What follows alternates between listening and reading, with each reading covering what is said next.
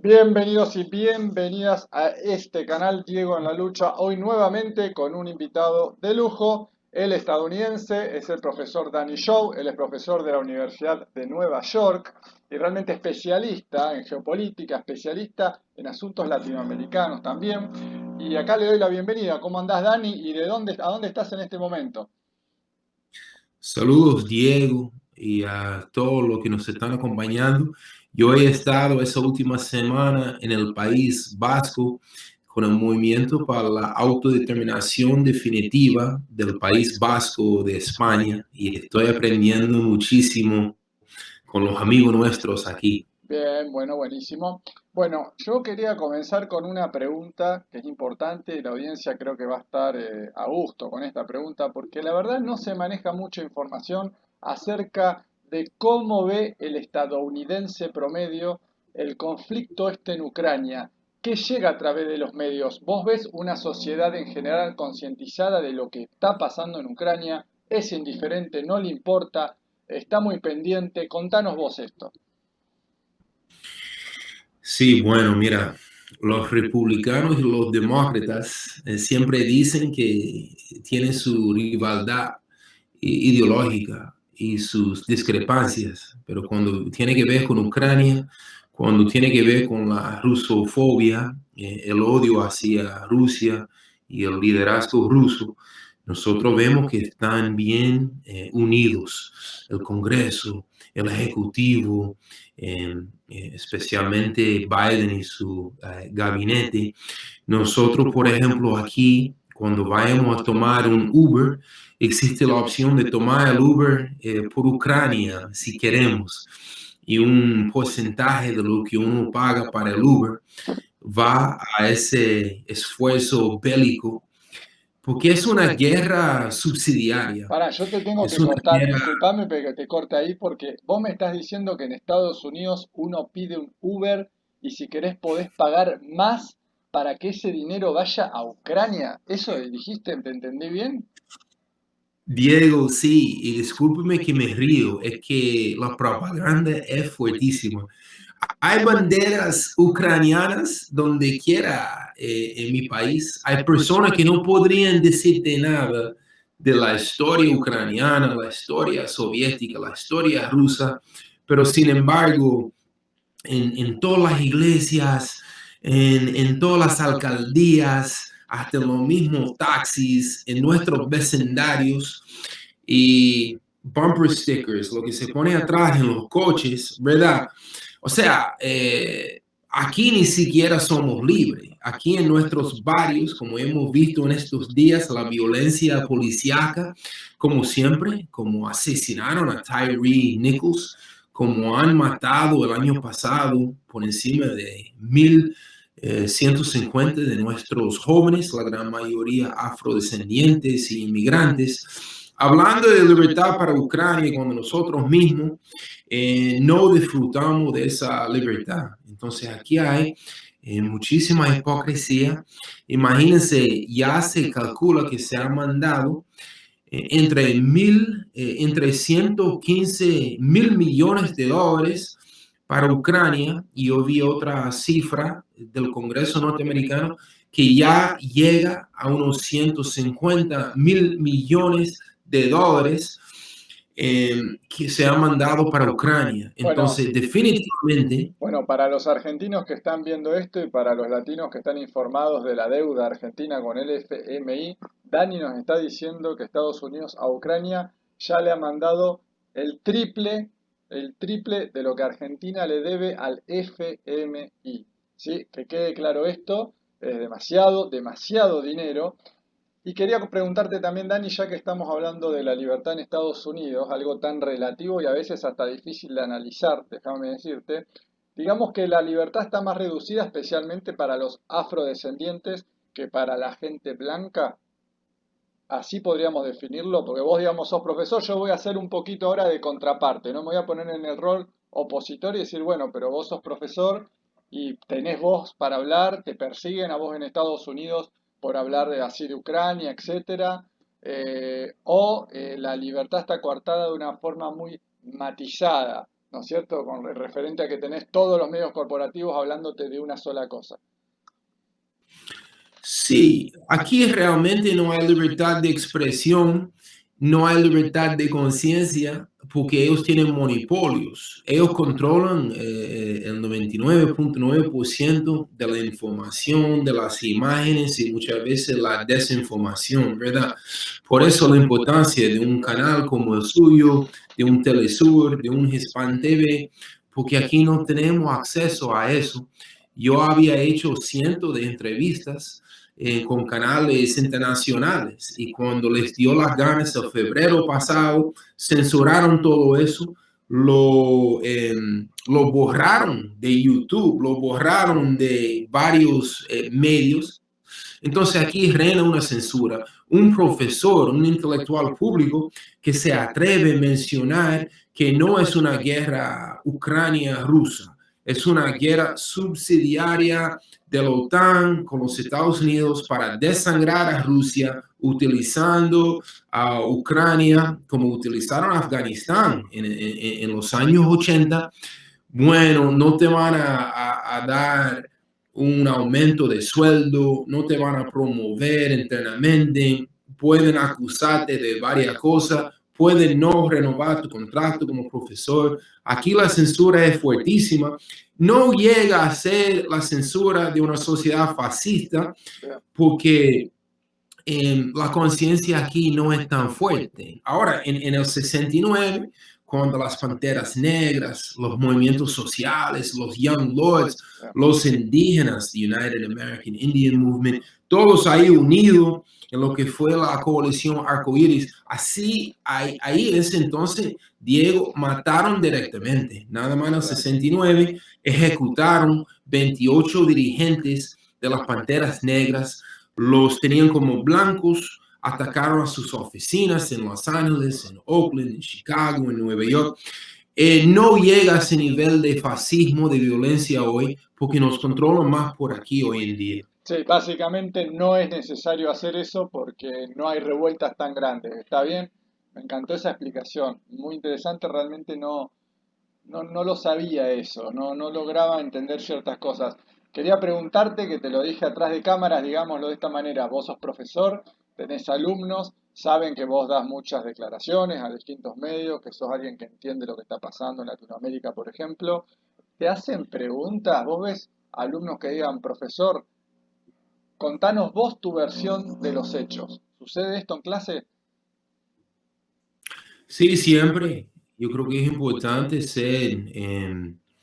explicar que uno no es anti-americano o anti-estadounidense, anti-pueblo. Uno es anti-imperialista, uno es anti-guerra, uno es contra la supremacía blanca y el racismo y la brutalidad de la policía. Entonces, bueno, salí de clases en estos momentos, ¿verdad? Porque algunas de las clases siguen siendo por la pandemia en línea.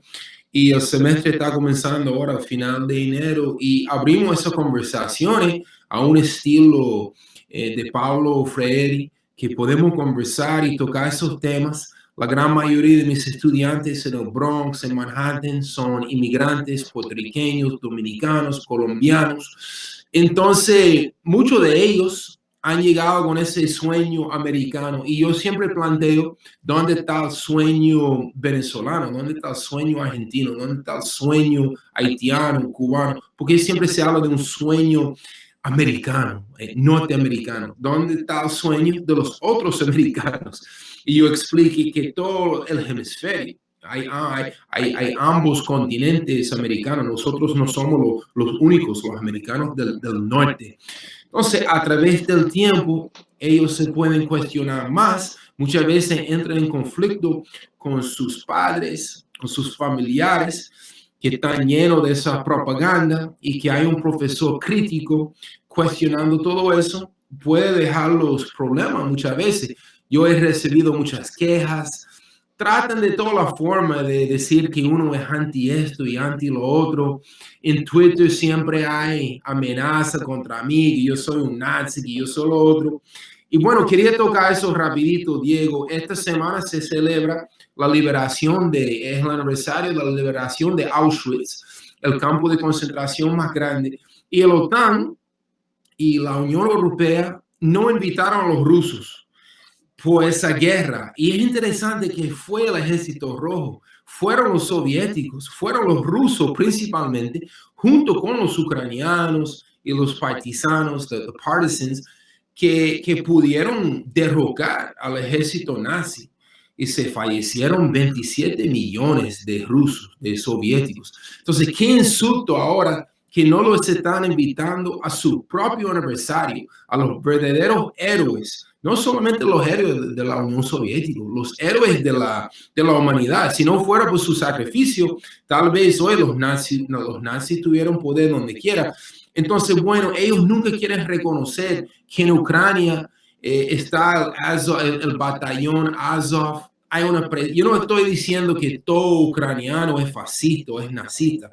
No hay que llegar a ese extremo, pero ellos tienen demasiada influencia en su ejército. Esos temas incómodos, Diego, jamás se toca aquí en NBC, New York Times, ABC. Esa información no nos llega para nada. El ucraniano hoy en día es el más puro, es un ángel. Zelensky fue, dije, supuestamente la persona del año en el 2022.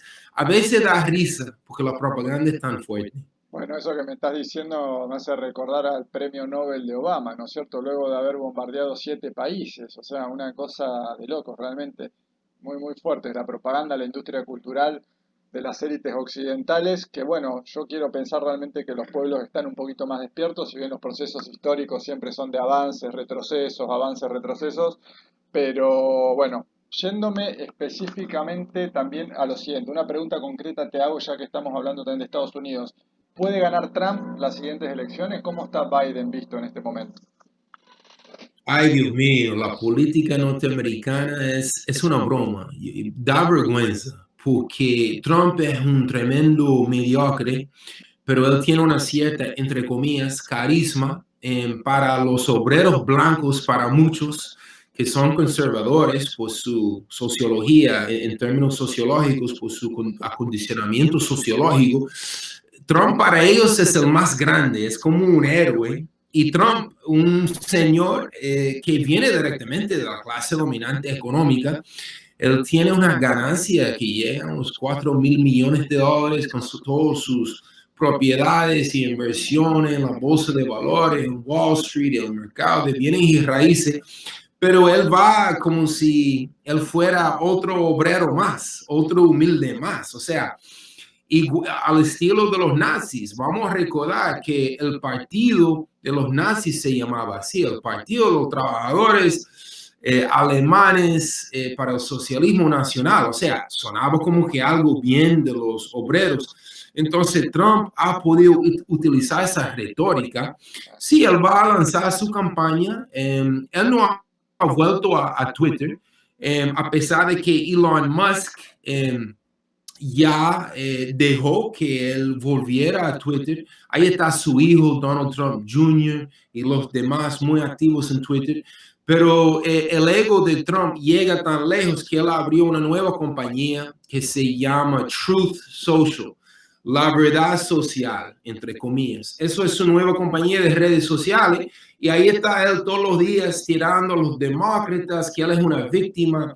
Interesante, ¿no? Que un multimillonario se puede disfrazar de víctima. Entonces, Trump y su ideología, su propaganda ha sido muy bueno en poner el mundo patas arriba, como diría el gran héroe y escritor uruguayo Eduardo Galeano. Difícil que él gane el año que viene porque el FBI, hemos visto las redes sociales, o sea, la verdadera clase dominante, igual que en Brasil, ya no le convenía el bolsonarismo. Yo volví de Brasil, que estaba viviendo allá para las elecciones los últimos meses, hasta octubre. Bolsonaro, Trump, ellos tienen una falta de inteligencia. Entonces, la clase capitalista se queda con ellos hasta asombrado. Trump, imagínense Trump sin el permiso de nadie, fue allá y se reunió 2 veces con Kim Jong-un de Corea del Norte. Eso fue imperdonable para los capitalistas, que ellos lo que quieren es guerra y recolonizar a Corea del Norte, a Rusia, a Vietnam, a China, y que Trump, actuando de una forma muy individualista, vaya allá para hablar de inversiones de sus hoteles. Eso es algo que no se escapa a la clase dominante. Ellos no van a perdonar eso. Cómo se nota, ¿no?, la diferencia entre los globalistas y Trump, por un lado, pero a la vez tenés a Trump salido también del establishment estadounidense, multimillonario, una élite estadounidense, pero tenemos a las élites occidentales, a los grandes banqueros que vienen hace siglos amasando fortuna, como hemos conversado también con otros invitados aquí, los dueños de los grandes fondos de inversión estadounidenses y europeos, que son más que Trump. O sea, hablando de que Trump es una realmente multimillonario, muy poderoso, pero esta gente es la que realmente maneja la torta en Occidente, y por las palabras que me acabas de decir, porque nombraste al FBI, estamos hablando de que Trump podría llegar a ser excluido quizás de la competencia presidencial. De alguna manera. Eso es lo que han tratado de hacer eso.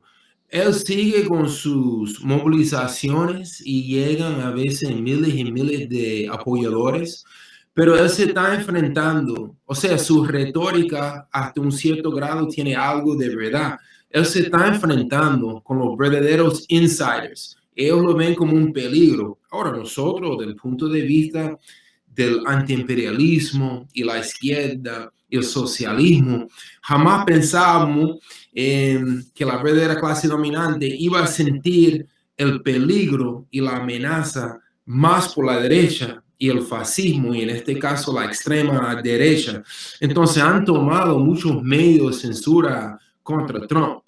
Se está dando esa dialéctica, esas contradicciones. Bien, de alguna manera quizá para el resto del mundo esta contradicción o este enfrentamiento o antagonismo que hay en Estados Unidos entre los globalistas y por otro lado Trump, nos convenga quizá, ¿no?, que haya disturbios entre ellos, y que mientras tanto Latinoamérica quizá no le pongan las garras tan encima, si bien siempre están aquí. Ahora bien, Dani, te quería preguntar, porque bueno, vos sos un especialista. La última entrevista que te hice, vos estabas en República Dominicana, estabas ahí en la frontera con Haití. ¿Qué está pasando en Haití en este momento? Porque es como que de los medios desapareció el tema Haití. Contanos un poquito. Sí, eso es algo muy frecuente. Cuando hay una gran crisis, ellos mencionan a Haití por 2 o 3 días y después no vuelven a mencionarlo de nuevo. La situación en Haití sigue muy difícil. Hay muchos dirigentes sociales que no pueden llegar de un barrio a otro para organizar las comunidades. Los pandilleros tienen un gran control. Hay 500,000 de armas ilegales que han caído en las manos del lumpen proletariado, específicamente en Puerto Príncipe, una ciudad de 2.5 millones de habitantes. La embajada gringa sigue buscando cómo llevar a cabo una cuarta invasión militar en Haití en los últimos 100 años. Están tratando de encontrar un paísito caribeño que puede ser como el líder para encabezar ese proceso de reinvasión, reocupación, porque los Estados Unidos se ha quedado frente al mundo con tantas invasiones, con tanta violación de la soberanía haitiana, iraquí, Palestina, Libia, Siria, panameña, Granada. O sea, el listado es demasiado largo. Entonces se reunieron con los embajadores de Canadá a ver si Canadá trata de disfrazarse como que no es un país neocolonizador, es un país más pacífico y más civilizado en comparación con su vecino que somos nosotros, ¿no? Pero Canadá ha estado ahí como un socio de los Estados Unidos en ese proyecto de asegurar que Haití no se vuelve a parar. Entonces Haití sigue muy castigado por su herencia de emancipación, de luchar contra la esclavitud y de haber triunfado contra la supremacía blanca. Ellos siguen castigando a Haití. Los movimientos sociales siguen tratando de organizar, pero ahora mismo la situación es muy precaria. Casi no hay electricidad, casi no hay luz. Un solo galón de gasolina llega fácilmente hoy en día a $25 norteamericanos en Haití. La moneda nacional, el good, está en 148 para $1. Entonces el pueblo está pensando en cómo pueden comer. Y uno tiene que volver al refrán de Jean-Bertrand Aristide, el gran héroe nacional, presidente elegido 2 veces y 2 veces secuestrado por el imperialismo norteamericano. Un pueblo que no tiene nada en la barriga se le hace más difícil organizar la conciencia. Entonces, cuando hablamos de Haití, hay que seguir apoyando, buscando formas de mandar más solidaridad de las organizaciones populares de Argentina, de Nueva York, solidarios con un proyecto de verdad emancipador allá en Haití. Bien. Estuviste en País Vasco, nos dijiste recién, y bueno, estamos hablando de Europa. ¿Cómo estás viendo los precios en Europa? ¿Pudiste comparar con otras veces que haya sido algún otro país europeo, etcétera? ¿Cómo estás viendo el impacto de la guerra en Ucrania en los precios? O en la propia gente, ¿no? ¿Está molesta con la guerra? ¿Hay más conciencia que en Estados Unidos? Contame eso. Hay mucho más conciencia aquí. Los europeos hoy en día están cuestionando. Nuestros gobiernos son gobiernos neocoloniales, conquistando otras tierras, o nosotros somos la nueva neocolonia gringa, porque aquí en Alemania hay por encima de 50,000 soldados gringos que siguen en Alemania. Alemania se está armando fuertemente ahora. Los alemanes están preguntando, pero ha llegado el invierno, aquí hace mucho frío, el gas, la gasolina, el petróleo está más caro que nunca.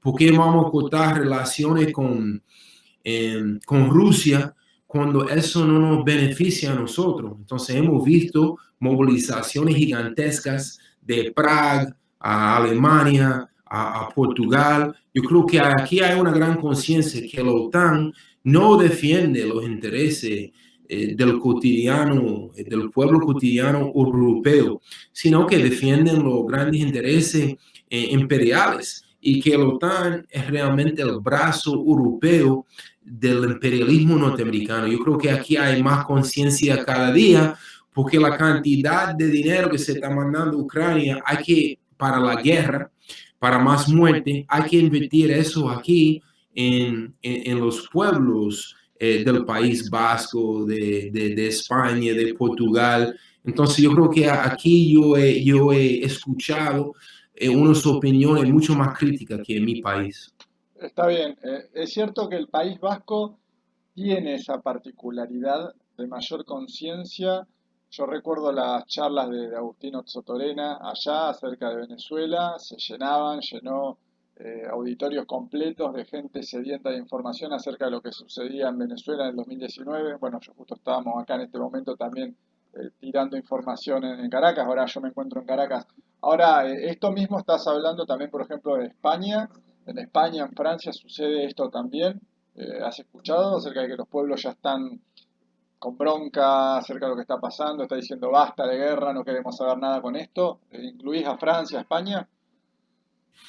Sí, bueno, no se puede comparar el nivel de conciencia en un pueblo colonizado, ¿verdad? Porque los vascos siguen anhelando su verdadera autodeterminación. Es la primera vez que yo estoy en Bilbao, Indonesia, y bueno, me recuerda a Irlanda. Todavía hay 6 provincias de Irlanda que siguen ocupados por los británicos, que no están libres. Entonces, para mí es interesante entrar en cualquier bar en el País Vasco, ahí están los retratos de los presos políticos, hay una gran conciencia social, anticolonial, ¿verdad? Entonces, existe esa particularidad, como usted mismo expresó, ¿verdad?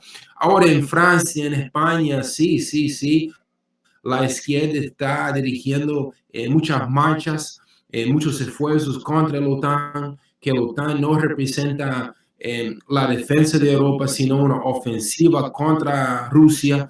Yo creo que aquí, bueno, aquí también existe toda la propaganda, también contra Rusia. Uno puede estar caminando en Lisboa o Madrid y de repente ahí hay un graffiti contra Putin, que Putin es el nuevo Hitler. Y yo creo que eso merece un análisis socioeconómico muy importante. el liderazgo ruso no es nada más Putin, la oligarquía rusa, cuáles son sus intereses, porque para el pueblo sirio, para el pueblo cubano, para el pueblo venezolano, claro que el liderazgo ruso son héroes, porque si no fuera por ellos, ¿cómo se puede intercambiar? ¿Dónde se puede vender y comprar? Porque hay bloqueos feroces. Y el punto del bloqueo es cultivar ese caos, esa hambre. Yo estuve en Cuba hace apenas un mes. Es tal vez el momento más difícil para el pueblo cubano. El periodo especial nunca se terminó desde 1991. Los cubanos no tienen cómo romper ese bloqueo. Ahora llega Putin y mandaron cuántas toneladas de trigo y de otra comida. O sea, África también, ¿no? O sea, el mismo continente africano, tanto China como Rusia, están activándolo de a poco ahí. Entonces ellos no van a comer ese cuento que los chinos, que los rusos son el enemigo. La gran mayor parte de los países africanos, latinoamericanos, no se han ido con los gringos denunciando a Rusia. Se han quedado neutrales y las naciones, las BRIC y CELAC, plantearon eso allá en Buenos Aires. ¿Verdad? Que Rusia no es el enemigo de la humanidad. No estamos a favor de la guerra. Reconocemos que muchas familias ucranianas han sido desplazadas, han sido asesinadas, pero guerra es guerra y una guerra subsidiaria. Creo que la pregunta importante sería, si no fuera por el OTAN y la ayuda que viene de los Estados Unidos, la cifra que nosotros ya 150 mil millones de dólares, ¿en qué estuviera esa guerra hoy? No sería una guerra. Los rusos tuvieron algún aliado como Yakunovich, como antes del golpe de 2014 en Kiev, tuvieron relaciones comerciales y diplomáticas con Ucrania y Ucrania hubiera estado posicionado más hacia Rusia. La guerra no vino nada más de Rusia. No estoy diciendo que Putin y los rusos son tan inocentes, porque en la guerra nadie es inocente, pero igual con Siria, si no fuera por la presencia y la participación rusa, hoy en día el Estado Islámico, con sus aliados allá en Washington, estuvieran en poder en Damascus, en la capital siria. Para ir terminando, Dani, una pregunta te hago. Si yo te pregunto, ¿vos sos un perseguido en tu país? ¿Has recibido amenazas literalmente por todo este trabajo que haces en Estados Unidos? Bueno, siempre que nosotros salgamos a manifestar, ahí está la policía con sus palos. Claro, nos echan las cosas en los ojos, los gases lacrimógenos. Me han roto cuantos dedos cuando agarro a otros compañeros que quieren llevar presos. Tenemos todas esas historias de brutalidad, específicamente contra los compañeros negros y inmigrantes. Pero nosotros seguimos organizando. Yo en lo personal he estado preso unos 11 veces, pero nosotros hacemos eso desde principios. La represión verdadera va a volver en el momento que lo merecemos. Yo creo que como la izquierda todavía no es tan grande como los años 60 y los principios de los 70, la represión no es tan fuerte. Porque nosotros no llegamos a compartir nuestro mensaje con millones y millones de norteamericanos. Sí, tenemos nuestro programa de YouTube y Twitter, pero con los algoritmos nos controlan. Entonces, como tú habías dicho, ¿verdad? Cuando se controla eso, no hay que poner las cadenas abajo en las piernas. Entonces, tal vez la represión no es como antes, sí está ahí, sí te pueden censurar de muchas formas sofisticadas. Porque si uno expresa cierto punto de vista, de una vez viene con el micrófono, tú estás contra Putin. Y si tú tratas de reflexionar y no da nada más un cliché, de una vez te tiene ahí. Oh, tú defiendes a Bashar al-Assad, él es culpable de genocidio. Oh, tú defiendes a Irán. Y cuántas veces por subir ahí en Facebook, en Twitter, nos censuran por 30 días, no podemos subir nada. Entonces yo creo que la represión mediática hoy en día es un poco más sofisticado y más eficaz. La represión fascista vendrá. Bueno, hace 2 sábados tuvimos como 1,000 personas en Times Square, en la 42 en Nueva York, contra la OTAN, contra la guerra. Éramos 1,000. 1.000 personas en una ciudad de Nueva York metropolitano tiene igual que Sao Paulo, 22, 23 millones de habitantes. 1.000 personas no es una amenaza. Entonces yo creo que la represión hoy en día no es lo que va a ser o lo que fue cuando la izquierda de verdad se había organizado bien. Sabes que bueno, ya terminando, no te quiero sacar más tiempo, Dani, ahora me haces pensar, ¿no? Lo he hablado con amigos cuando vienen y te preguntan los periodistas, estos que no son periodistas, son mercenarios, ¿no? Siervos de las grandes élites, cuando vos te preguntan, ¿vos estás con Putin? Y yo creo que es la hora que nosotros no nos pongamos en el rol de sí, tenemos que responderle porque es periodista. Es la hora de repreguntarles a ellos y dejarlos en evidencia. ¿Y vos sos de lo que está a favor del bombardeo a Palestina, del bombardeo a Yemen, del bombardeo a Libia? Repreguntarles y dejarlos a ellos en evidencia, ¿no? Porque pareciera que uno siempre se tiene que poner en el papel de respetar lo que ellos llaman libertad de expresión, viste que ellos se escudan siempre en la libertad de expresión y sabemos muy bien que son operadores políticos. Rafael Correa los ha expuesto muy bien muchas veces este tipo de cosas. No sé qué te parece lo que acabo de decir. No, yo estoy de acuerdo 100% y da vergüenza que una gran parte de nuestra izquierda no cuestiona a la OTAN, no cuestiona el golpe en Kiev de Maidán en el 2014, el Partido Verde, no el Partido Verde completo, pero algunos de sus dirigentes y otros partidos que se llaman autotitulan socialistas no están cuestionando nada y están completamente a favor de esa guerra subsidiaria con Zelensky y han comido ese cuento. Y yo creo que da vergüenza y me recuerda a una parte de la izquierda en el 2003 y en el 1991 con la primera invasión a Irak. Ellos dijeron, estamos contra la guerra, pero estamos a favor de sanciones. ¿En qué mente cabe, sancionado por quién, el imperio más fuerte en la historia de la humanidad que está hambriando al pueblo iraquí, que está hambriando al pueblo libio, sirio, palestino? Ellos tienen el derecho de hambriar y bloquear a Venezuela, a Nicaragua, a Cuba. Entonces, esos izquierdistas no son izquierdistas de verdad. Exactamente, totalmente de acuerdo con vos. Bueno, mira, Dani, si querés decirle algo a la audiencia para ir terminando, y te agradezco por supuesto tu tiempo, un lujo tenerte acá, es la segunda vez, tengo la suerte de tenerte aquí. Decime si querés decirle algo a la audiencia, si no, terminamos acá. Sí, imagínense, yo lo que soy otro hijo humilde de la clase trabajadora de mi país, de una madre soltera, pero cuando yo tenía apenas 9, 10 años, ella puso en mis manos un libro de Malcolm X, de tu compueblano, tu compatriota Ernesto Che Guevara, del mismo Gaddafi, de la lideranza cubana, y eso fue el proceso de yo ver el mundo. Entonces yo nunca me identifiqué primero como norteamericano o estadounidense, yo siempre me identificaba con la humanidad, como internacionalista. Entonces, como decían en Cuba y siguen diciendo hoy, ¿verdad? Seamos como el Che, seamos internacionalistas y que seamos capaces de sentir el dolor ucraniano, ruso, iraquí, cubano.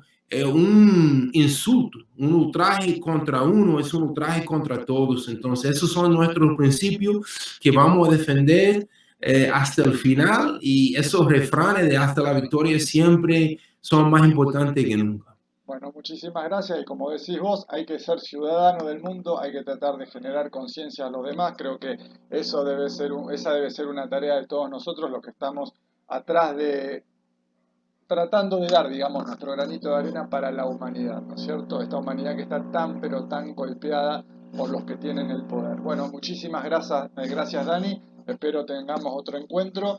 Un gran saludo a la audiencia y recuerden suscribirse al canal, activar la campanita de notificaciones, dejen sus comentarios de esta charla y por supuesto compartan para que las demás personas tengan acceso a esta información. Chao Dani.